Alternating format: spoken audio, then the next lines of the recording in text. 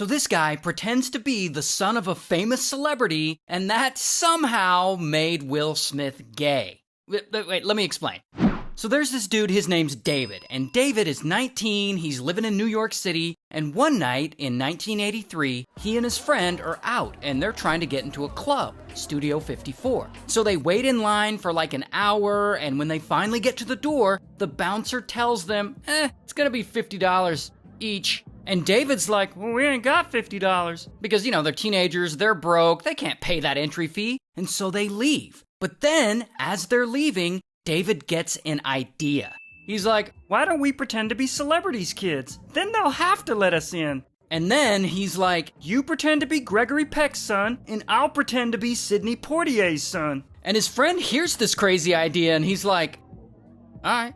Now, if you don't know, Sidney Poitier is an actor, and this is 1983, so he's super famous at this time. He's the first black actor to win the Oscar for Best Actor, so his name carries a lot of weight during this period. And so David and his friend, they get back in line, and it takes like an hour and a half for them to get to the door again, and somehow the bouncer doesn't recognize them. And David tells them that they're the sons of these famous actors, and just like that, boom, the bouncer ushers them into the club. And let me tell you, this club is poppin', so everyone is looking good, and there are celebrities and famous people everywhere. This is the kind of life David has always wanted. And immediately, he's like, well, I gotta keep doing this. And that's what he does. Because 3 days later, he tries again. He walks into a nice bistro and he tells the doorman that he wants a table for two because his dad, Sidney Poitier, is going to be joining him later. And kaboom, they immediately give him a table, and the restaurant staff is all nice to him, and they're giving him immaculate service. He's ordering all this food, and they send over free drinks to the table. Now, obviously, Sidney Poitier never shows up, and the staff is like,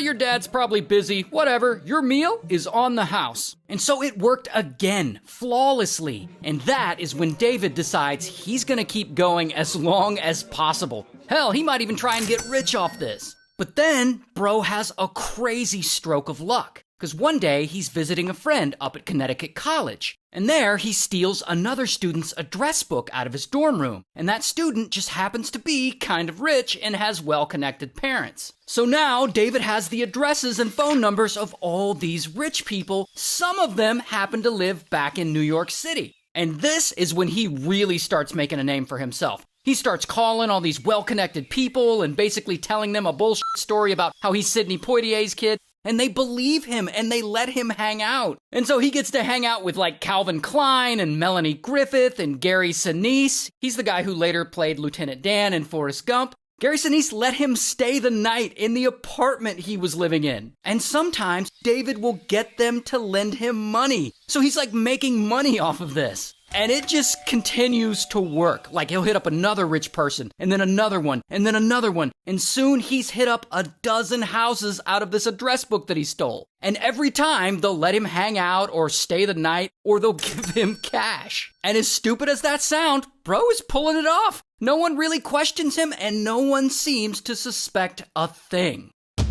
Until one day, all that changes, because David is flipping through that address book when he comes across the name of this couple, Mr. and Mrs. Island. And Mr. Island is the president of a television station, so they got money. They're kind of important people. So David cold calls them, and he tells them he's David Poitier, and that he's a friend of their daughter's, and that he was just mugged, and that he really needs a place to stay the night while he waits for his famous dad to get home. And Mr. and Mrs. Island are like, oh, you're Sidney Poitier's son? Sure, you can come stay with us. And so David goes over to their place, and he has a nice dinner with them, he stays the night, and of course, when he's leaving the next day, he asks them to loan him some cash, because, he just got mugged. And they're like, sure, here's some money. Then the next day, David hits up another wealthy couple from the address book, Mr. and Mrs. Elliott. And he tells them the same bullshit story that he got mugged and that he's Sidney Poitier's son and that he just needs somewhere to crash for the night while he waits for his famous father to get home. And the Elliots are like, sure, come over. And so then David is at the Elliots' place and he eats dinner with them and they're super nice to him and they give him a guest room to sleep in.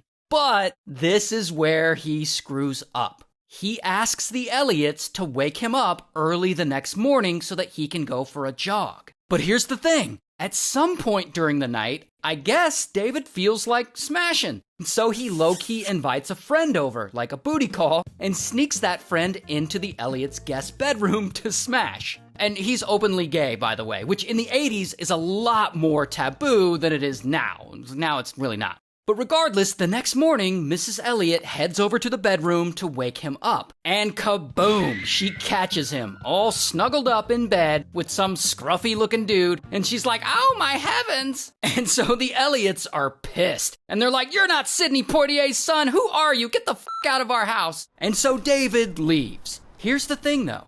David doesn't realize that the Elliots just happen to be close friends with the Islands. And Mrs. Elliott is super upset, and she wants to vent. So she calls her good friend, Mrs. Island, and she tells her about how they got conned by this teenager claiming to be Sidney Poitier's son. And Mrs. Island is like, holy shit, we got conned by that same kid just the night before. But whatever, they shrug it off, thinking, yeah, we'll never hear from that kid ever again, probably. But then, the Elliott's phone rings, and it's David. And he's like all apologizing to them for lying, saying that he feels bad. And then he asks Mr. Elliott if he would meet him in Greenwich Village. I guess so he can apologize in person. Although he's probably just trying to finesse them out of money again. Anyway, so Mr. Elliott's like, sure, buddy, let's meet. But after he hangs up the phone, he calls the police. Later, David shows up to Greenwich Village to meet Mr. Elliott, and police are already there, and bam, they arrest him. Here's a mugshot of him. And so he takes a plea deal, and he's ordered to pay any money back to the victims that he had conned, but lucky for him, he does avoid prison time. But then he fails to pay his victims back, and they catch him conning again, still telling people that he's Sidney Poitier's son, and so bam, they throw his ass in prison for about 2 years. Here's the crazy part, though. The Elliots actually end up being friends with this playwright. And the playwright loves this story, and he offers to turn it into a play. And so he does, and the play actually becomes a big hit. Who knows Sidney Poitier, so we can just call him up and ask him? Then, in 1990, they turn that play into a movie called 6 Degrees of Separation, starring Will Smith. And Will Smith plays a character based on David who is openly gay, just like David. Hey, Paul, come on, stop that. I was wondering if I could you. And so there's like this whole kissing scene that Will Smith has to participate in. And you know, here it is, it's whatever. Now, this was apparently Will Smith's first breakthrough movie role. And allegedly, this role started this rumor that Will is secretly gay or bisexual. And search it up, that rumor still persists to this day, 35 years later. Like, people are still like, oh, I heard Will Smith is secretly gay. Which, by the way, there's not any credible evidence to suggest that he is, nor do I really care. It's just, you know, an interesting story. And a huge shout out to Leonardo.ai for sponsoring this video. If you make videos and you want to make really badass art for those videos, like this or like this, like look at how cool that is. Sign up for Leonardo.ai.